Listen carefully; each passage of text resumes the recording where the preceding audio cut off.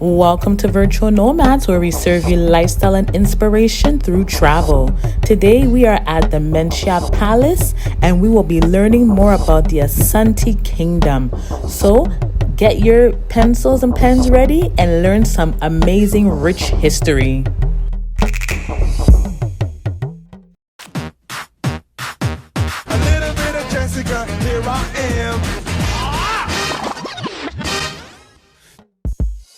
Of the British in Gold Coast. It's only the Asantes they fought a lot with. 8 times of battle from 1824 to 1901. These were years of battle between Asantes and the British. The first was in 1824. The first British governor, his name was Sir Charles McCarthy. He said he would add our ancestors to the British colony. See, if the British had not defeated Asantes in 1901, which was the Yasantua War, Ghana would have been like Trinidad and Tobago. It would have been Gold Coast and the Asante Kingdom, because that was how the ancient map of Gold Coast was. It was Gold Coast and the Asante Kingdom. So when they defeated us, then they added us to the Gold Coast. Okay. Their first attempt was in 1824. Our ancestors said they won't allow them. This led to a war called Battle of Nsamaiko, or Battle of the Dead.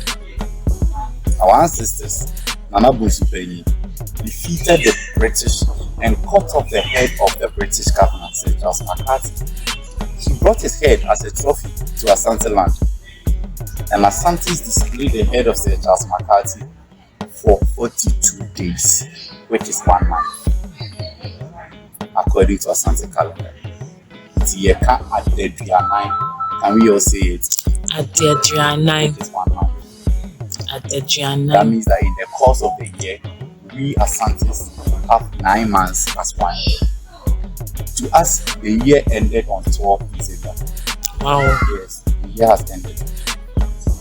And so from today is a new year for Asantes. Because of what we did to the British in 1824, they never fought with us again. So 1974, called the Sagranti War. They came back too strong. 1974? Yeah. 74. 74. 1874. Okay. After 50 years. Okay. They defeated us. And as a result, we burnt down the Asante Kingdom. All of Asante Kingdom. It was on fire. Yes. And because of this, they burned down the first Asante Palace, which was at Edu, where the military museum is. You see, when the British defeated us, they then built the military castle there, which has now become a museum. Afterwards, we signed an agreement with our ancestors that at the end of every month, our ancestors are to pay them an amount of gold, which we were doing. Now, the British brought this idea because it was a revenge for them. Because in 1826, for the Battle of Kankamasi, our ancestors defeated the British in the Dodowa Forest, and they took the keys of the Christianborg Castle, which later became Musu Castle. And the British were paying tax to Asante Kingdom. Now, these keys of the Christianborg Castle is the keys that some of our kings hold when Asante King is coming. So when Asante King is walking the stage, some people will be holding a bunch of keys in front of him. Those were the keys of the Christianborg Castle. So when the British also defeated us in 1874, it was a payback time for them. And they instituted that we should pay them tax in gold, which we were doing. So we got an 80-year-old king in 1888, and his name was Nana Ajiman Prembe I. He was the youngest ever to become king in Asante land. When he became king, the British came to him, reminded him that he should pay the gold because it is an agreement. Our king told the British that he won't pay any gold because it was not him that signed that agreement. It's his uncle, and his uncle is dead. So if the British want their money, he can help them get it. They should go to the cemetery and ask for the ghost of his dead uncle and take their money from the ghost of his dead uncle. Being cheeky. Yes, the saying it didn't go down well with the British, so they declared another war on Asante. Our king said he won't fight, not because he was a coward, but because during his time as being a king, there was a civil war in Asante. His elder brother wanted the throne, but his mother gave it to him, being the youngest. So some elders were following his elder brother, and others were following the civil war. So he thought it wise that if he used to go to war, he would lose. So he said he won't fight. Because of that, the British took him. They sent him to Elmina Castle in Cape Coast. They later on transferred him to Sierra Leone and finally took him to Seychelles Island. Akin spent 27 years in prison. He didn't go alone. He went with his mother, his father, other 21 chiefs of Asante land. 27 years in prison. In his absence, the British came back demanding for the gold stool of Asante. And how shall we give something so precious to a foreigner? Our king was not around to lead us to war, but the gods placed their spirit in a woman who led us to war, and her name was Asante. 5 years old when she declared war on the British, and that was the final Asante British war led by an Asante woman. And that was his grandma. No, she was a queen mother. Okay. She was a queen mother of Ejus. Okay, because people say that was his grandma. No, it wasn't his grandma. Okay. 65 years old, led Asante's. She fought the war for 9 months. First 5 months, she won. The last 4 months, the British gathered forces from the other colonies in Nigeria and Gambia, and they came to defeat her. So Asante was smart enough. She came up with an idea that after all, it is the ghost who they want. So why don't we make a fake one and give it to them? Asante made a fake ghost and we gave it to the British. Recently in 2009, we've returned the fake ghost. It's a friend for the second museum in Asante. Right after the war, Asante was also exiled to Seychelles Island, but she died there in prison after 50 years. But our 18-year-old king, Prempeh I, exiled for 27 years, was still alive. So Asante wrote letter to the British Crown that we want our king back. Agreement was made and our king came back. But where was he coming to stay at his palace? Because the British already burned down our palace, our first palace. Because of that, the British built the building there. That colonial building there. They built it afterwards. They built it as a compensation to Asante in 1925. 3 kings have lived there as their palace. It was changed to be a museum in 1995. You see, since 1695 that the kingdom was established, we've had 16 kings and 14 queen mothers. In Asante land, when you see a king and a queen mother, it's not a husband and a wife, and it's not a father and a daughter. It is a brother and a sister, or a mother and a son, because Asante's practice matrilineal system of inheritance. That means that the Asante royal throne belongs to the women in the royal family. If you are an Asante king, the throne, even though we honor you, but it's not yours. It belongs to the women in the royal family. Now, this was so because we believe that the pure blood of every child comes from the mother. We believe that when a man and a woman give birth, the spirit of the child comes from the father. That is why it's typical among us. When you are walking and your leg hits something, what do you say? Mommy. No, you say Eji. Eji means you're calling for your father. Because it's the spirit of your father. But the soul and the blood that made you come from your father. And this even reflects how we carry them in the palanquin. In the palanquin, we carry the Asante king on our shoulder. And we carry the Asante queen mother on our head. Just to show that the throne belongs to the women. We have an emblem which signifies the Asante. We call it Then can you say it? Denchemche. Or the crocodile hat.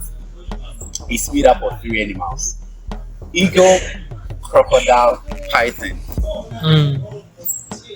I'll give you each this book, but let me show you. Is this symbol? You can pass it around. The symbol in the circle is called the crocodile hat or the chemche. Denchemche. Yeah. In the circle. Alright.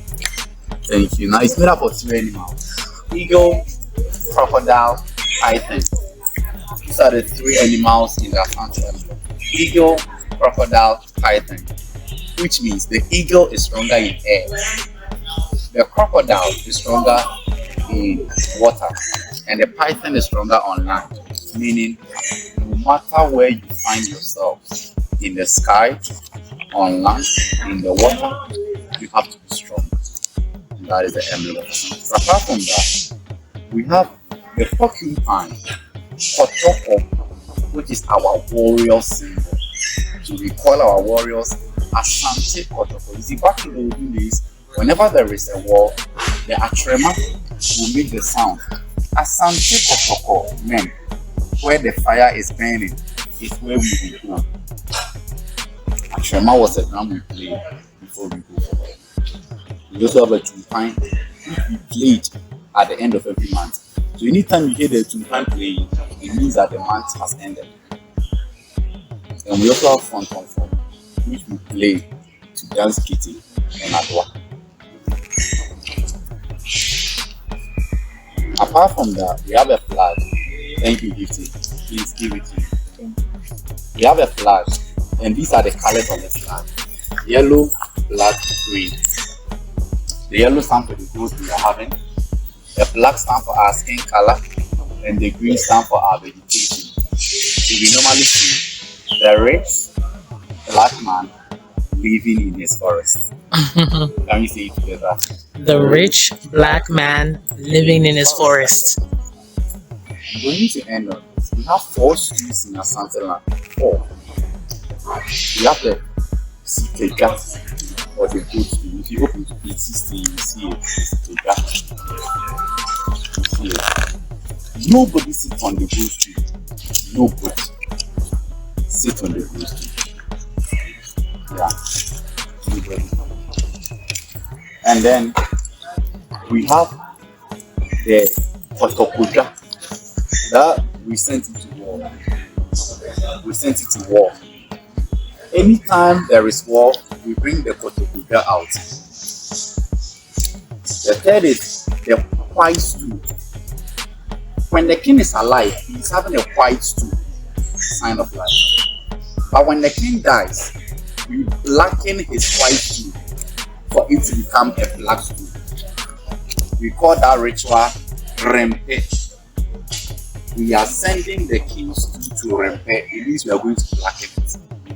For 42 days, we use the blood of a sheep, ashes and eggs. We mix it together and we will sprinkle it upon the white stew of the dead king for 42 days. We believe that in the process of doing that, we are invoking the spirit of the dead king into his stew. Afterwards, we take it to the stew room. So the stew room is where we keep all the black stews of dead Asante kings, and we write their names on it.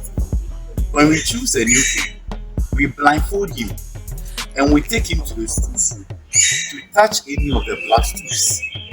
The first black stew that his hand will touch, the name on that stew becomes the stew scene. So when you open to the first page, can you tell anyone?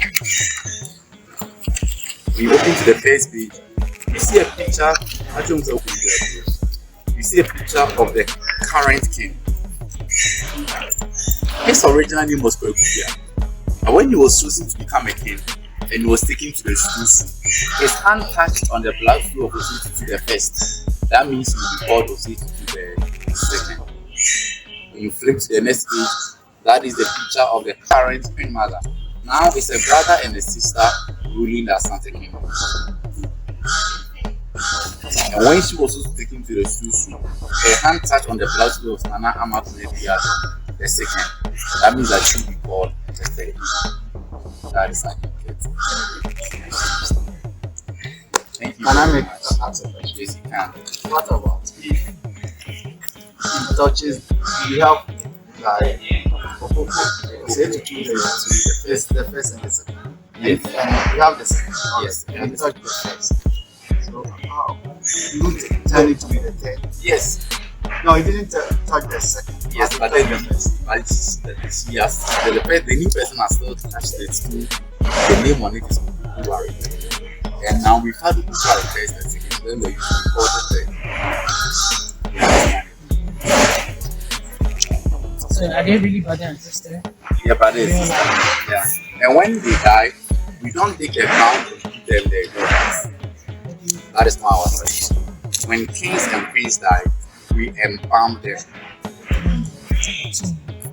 and a tomb, and then each body has a special tomb at a place called Breman. And as I said, 42 days as one man. The last Sunday in the 42 days, we celebrate Akwesi, which is a monthly festival. The next Monday is a Saturday called Foyo.